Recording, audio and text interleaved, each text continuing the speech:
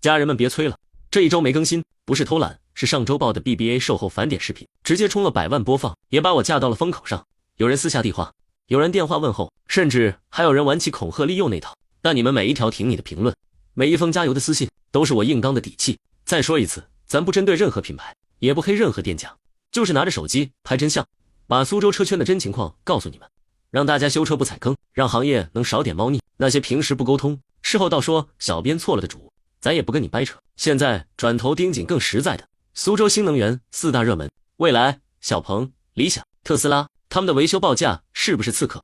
理赔效率有没有猫腻？配件到底是不是原厂保真？我跑了好几家店，把底儿都摸透了。明天中午12点，直接把暗访到的维修理赔实况甩出来。想看谁家的真实情况，评论区先喊名字，咱按热度扒。